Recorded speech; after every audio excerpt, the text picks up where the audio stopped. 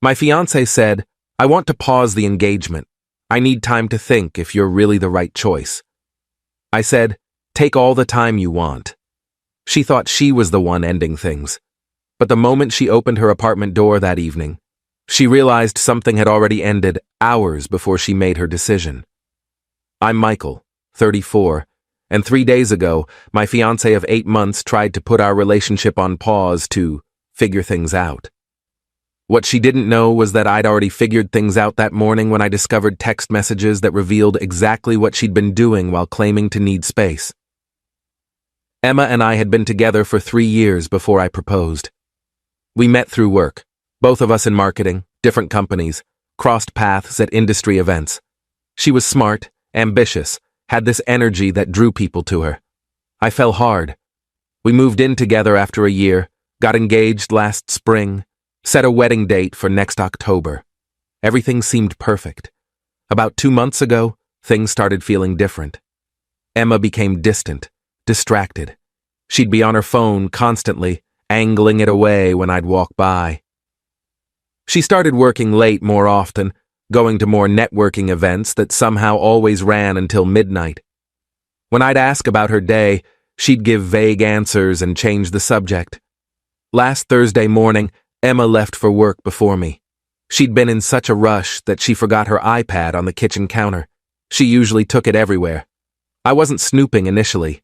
I just picked it up to put it somewhere safe, and the screen lit up showing her messages. Her iMessage was synced across devices, and there was a conversation with someone named Alex K at the top.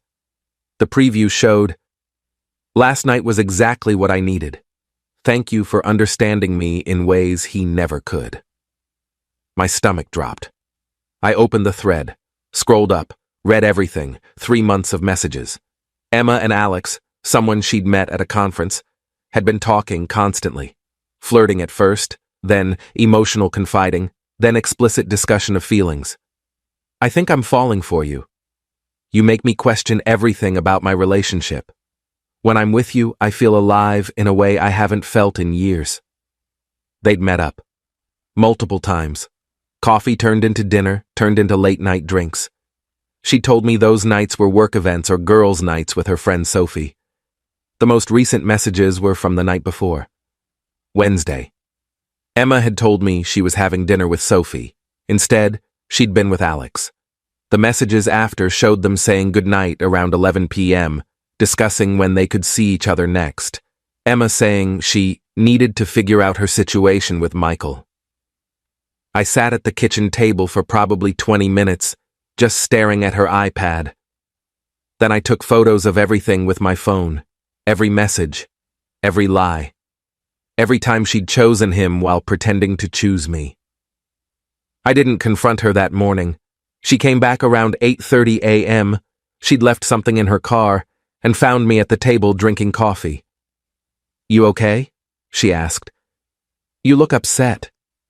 "I'm fine," I said. "Just tired." She grabbed what she needed and left again. Kissed me on the cheek like nothing was wrong.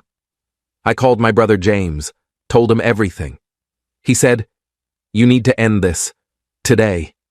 Don't give her the chance to spin this." But I had a different idea. I spent Thursday preparing. Called the wedding venue and caterer. Both were flexible about postponements, would refund most deposits if we canceled within 6 months of the date. Called my parents and Emma's parents, asked if they could talk that evening. Didn't explain why. Packed a bag with my essential stuff and took it to James's place.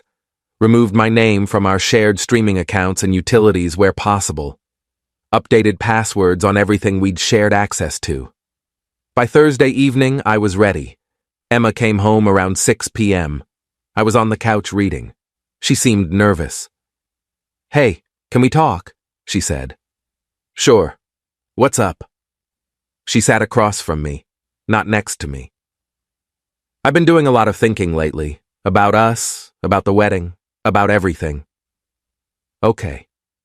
I love you, Michael. I do, but I've been feeling really uncertain. Like maybe we rushed into the engagement. Like maybe I need to be sure you're really the right choice." "What are you saying?" "I want to pause the engagement. Not break up, just Take a step back. Give me some time to think clearly without the pressure of wedding planning. I looked at her carefully. She seemed nervous, but also a little relieved, like she'd been carrying this for a while. How much time do you need? I don't know. A few weeks? Maybe a month?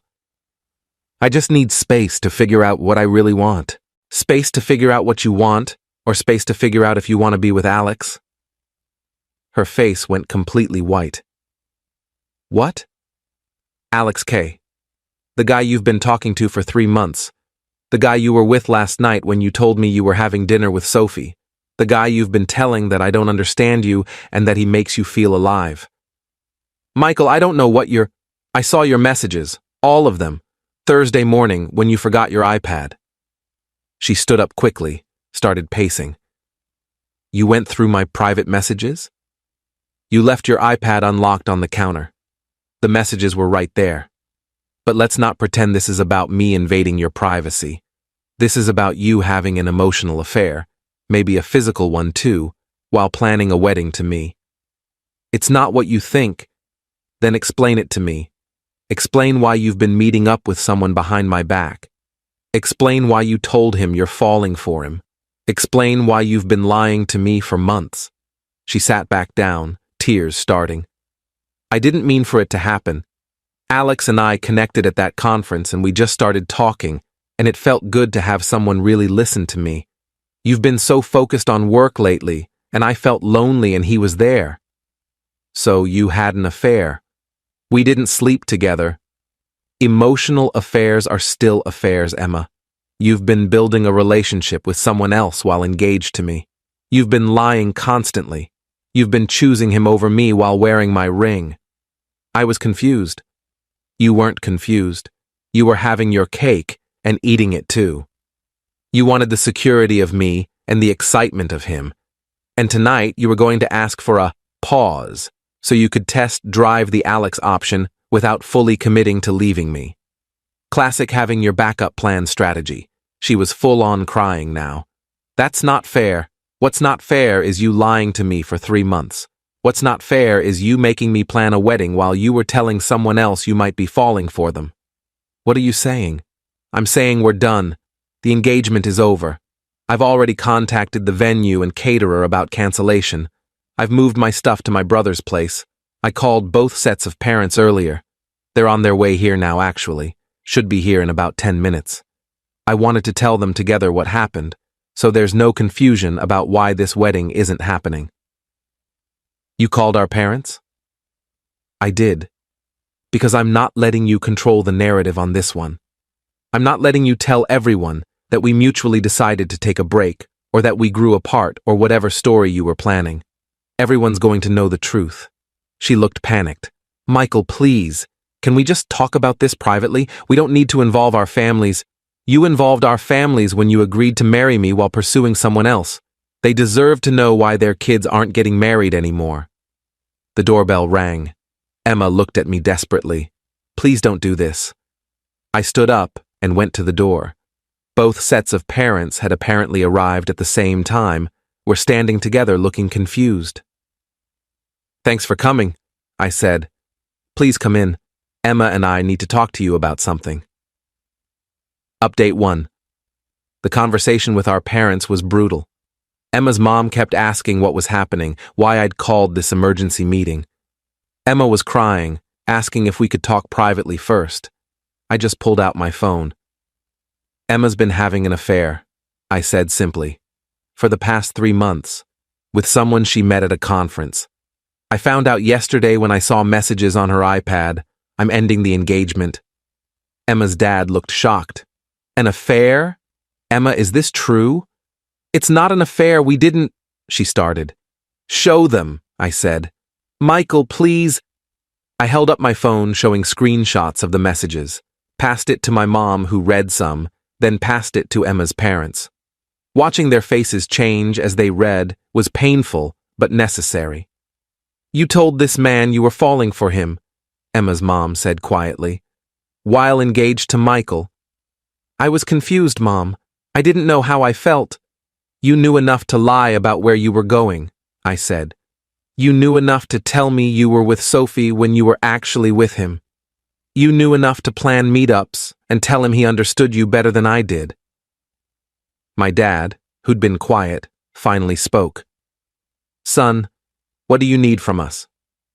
Just support. And I needed witnesses to the truth.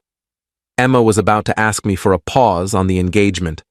I'm guessing her plan was to test things with Alex while keeping me as an option if it didn't work out.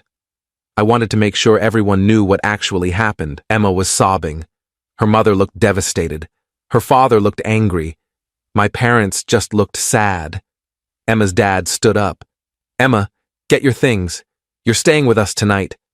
Dad, now you've made your choices. Now you deal with consequences. After they left, Emma crying, her mother looking back at me with apologetic eyes, her father rigid with anger. My parents stayed for a while. My mom hugged me. My dad asked if I needed anything. I told them I just needed time. I stayed in the apartment that night. It was technically both of ours, both names on the lease, but Emma had gone with her parents. I sat on the couch until about 2 a.m. thinking about the past 3 years. How much of it had been real? Had she always been capable of this, or had something changed? Around 3 a.m., my phone buzzed. Emma, I'm so sorry. I know I hurt you. Can we please talk tomorrow? I didn't respond. Update 2. Friday morning, I woke up to 17 missed calls from Emma and a voicemail. I listened to it. She was crying, saying she'd made a terrible mistake, that she wanted to work things out, that Alex meant nothing compared to what we had. I deleted it. I took the day off work, spent most of it handling logistics, talking to the venue, officially canceling vendors, figuring out the apartment situation. Emma and I had 6 months left on our lease. I told the landlord what happened. He was surprisingly understanding, said he'd work with us on breaking the lease early. Emma's friend Sophie called me around noon. Michael, I need to tell you something. I didn't know Emma was seeing someone else. She told me she was going through stuff with you guys and needed space sometimes, but I had no idea she was meeting up with another guy. I would have told you if I'd known. I believe you, I said. Thanks for telling me. For what it's worth, you deserve way better than what she did to you. Emma showed up at the apartment around 3 p.m. I'd expected this. I stayed calm, opened the door, let her in. Thank you for seeing me, she said. I'm not seeing you. I'm letting you get your stuff. Can we just talk for 5 minutes, please? I looked at my watch. You have 5 minutes. I know I messed up. I know I hurt you. But Michael, what we have is real. What I feel for you is real. Alex was just... He was a distraction when I was feeling disconnected from us. It didn't mean anything. It meant enough for you to lie to me for 3 months. I was confused. Stop saying you were confused. You made choices. Every time you texted him, that was a choice. Every time you met up with him, that was a choice. Every time you lied to me about where you were, that was a choice. You weren't confused. You wanted both of us and thought you could have it. I'm choosing you now. You don't get to choose me after I caught you. That's not how this works. You had 3 months to choose me. You chose him over and over again. The only reason you want me now is because I found out and you're facing consequences. That's not true. Your 5 minutes are up. Get your stuff and go. She tried to argue for another 10 minutes. I just started packing her things for her. Eventually, she realized I was serious and started helping. We packed in silence. When she had 3 bags ready, she looked at me one more time. I really do love you, she said. If that's what your love looks like, I don't want it. She left. I changed the locks that evening. Update 3. Over the next week, I heard through mutual friends about Emma's version of events. She was apparently telling people that we'd been growing apart and that our breakup was mutual and complicated. When people asked about the wedding being canceled, she'd say, "We realized we weren't ready." I didn't correct anyone publicly. But when friends asked me directly what happened, I told them the truth. Word spread pretty quickly after that. Emma tried to reach out a few more times over the next 2 weeks. Texts that I didn't respond to. One handwritten letter delivered to James's place that I threw away without reading. One attempt to show up at my office that my assistant deflected. James told me I should block her number entirely. You're leaving the door open by keeping communication possible. He was right. I blocked her number, her email, her social media. Complete cutoff. About 3 weeks after everything exploded, I got a message from Alex. He'd somehow found me on LinkedIn. I wanted to apologize. Emma told me she was single. I had no idea she was engaged. I wouldn't have pursued anything if I'd known. I'm sorry for my part in hurting you. I appreciated the message, but I also knew Emma well enough to doubt his story. I responded, She told you she was single? You never saw the engagement ring she wore every day? Never wondered why all your meetups were secretive and she couldn't post photos of you anywhere? He didn't respond. The apartment lease was broken with only 1 month's penalty. The landlord really was understanding. I found a new place closer to work. Smaller but cheaper, and it didn't have memories of Emma in every room. My mom asked me if I was doing okay emotionally.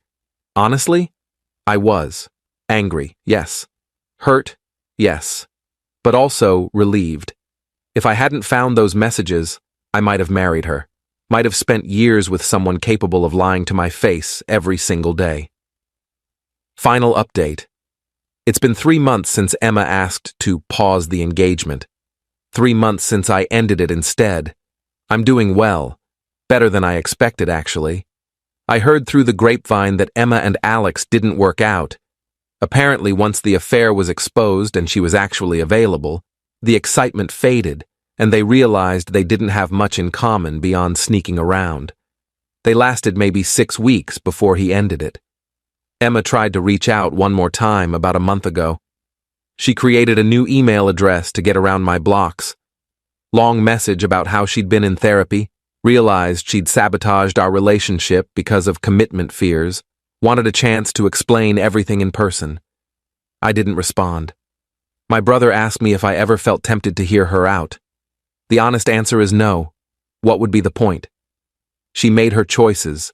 She lied for months. She only wanted to fix things after getting caught and losing both me and Alex. That's not someone who actually wants me. That's someone who doesn't want to be alone. I've started dating again. Nothing serious yet, but I'm open to it. I'm more careful now about red flags, distance, secretiveness, sudden changes in behavior. But I'm not cynical. What Emma did was about her character, not about relationships in general. The wedding venue ended up refunding most of our deposit since we canceled so far in advance. The caterer kept their deposit, but I didn't fight it. Small price to pay for avoiding a marriage that would have ended in divorce anyway. I ran into Emma's mom at a coffee shop 2 weeks ago. She looked embarrassed, but came over to talk. Said she was sorry about everything, that Emma was struggling, but it was her own fault. That I'd always been good to their family, and she wished things had turned out differently. I told her I appreciated that, and that I hoped Emma found what she was looking for. I meant it. Not in a bitter way. I genuinely hope she figures out whatever issues led her to blow up a good relationship. Just not with me. People keep asking if I'm over it. I don't know if over it is the right phrase. I'm past it. I've moved on. The anger has faded into something more like indifference. Emma is someone I used to know, someone I used to love, someone who revealed herself to be different than I thought. That's all. I learned that when someone asks for space to figure things out, they've usually already figured things out and are just trying to engineer a soft landing. I learned that having evidence before a confrontation is crucial. Emma couldn't gaslight me or rewrite history because I had screenshots. I learned that involving families early, while painful, prevented months of manipulation and false narratives. Most importantly, I learned that I'd rather be alone than with someone who makes me an option instead of a priority. Emma wanted to keep me on pause while she explored other options. I gave her all the space she wanted. Permanent space. I'm Michael, 34, single, living in a new apartment, building a new life that doesn't include someone who was willing to destroy our future for someone she barely knew. I didn't get the wedding I was planning, but I also didn't get the marriage that would have inevitably fallen apart the first time things got difficult. That's more than enough.